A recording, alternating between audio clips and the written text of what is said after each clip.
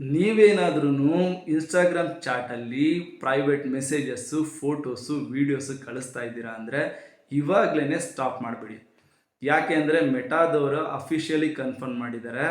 Instagram ಚಾಟಲ್ಲಿ ಇದ್ದಂತಹ end to end encryption ಫ್ಯೂಚರ್ನ ಅವರು ವಾಪಸ್ ಪಡಿತಾ ಇದ್ದಾರೆ. ಅದಕ್ಕೆ ಮೇ 8ನೇ ತಾರೀಕು ಡೆಡ್ಲೈನ್ ಕೊಟ್ಟಿದ್ದಾರೆ. ಹಂಗಂದ ಮಾತ್ರಕ್ಕೆ ಈ ಫ್ಯೂಚರು ಎಲ್ಲ ಯೂಸರ್ಸ್ಗೂ ಡಿಫಾಲ್ಟ್ ಎನೇಬಲ್ ಇತ್ತಾ ಅಂದರೆ ಖಂಡಿತವಾಗ್ಲೂ ಇರಲಿಲ್ಲ. ಇದು ಎಲ್ಲ ಯೂಸರ್ಸು ಕೂಡ ಯಾರ್ಯಾರಿಗೆ end to end encryption option ಬೇಕು ಅವರು ಮ್ಯಾನ್ಯುಯಲಿ ಹೋಗ್ಬಿಟ್ಟು ಎನೇಬಲ್ ಮಾಡ್ಕೋಬೇಕಾಗಿತ್ತು. ಬಟ್ ಅನ್ಫಾರ್ಚುನೇಟ್ಲಿ ಏನಂದರೆ ಈ ಫ್ಯೂಚರ್ ಇದೆ ಅಂತ ಸುಮಾರು ಯೂಸರ್ಸ್ಗೆ ಗೊತ್ತಿರಲಿಲ್ಲ. ಹಾಗಾಗಿ ಅವರು ಅದನ್ನು ಎನೇಬಲ್ ಮಾಡ್ಕೊಂಡಿರಲಿಲ್ಲ. ಯುಟಿಲೈಸೇಷನ್ ಸಿಕ್ಕಾಪಟ್ಟೆ ಕಮ್ಮಿ ಆಗಿರೋದ್ರಿಂದ ಈ ಫ್ಯೂಚರ್ನ ನಾವು ರಿಮೂವ್ ಮಾಡ್ತಾ ಇದ್ದೀವಿ ಅಂತ ಅವ್ರು ಹೇಳಿದ್ದಾರೆ.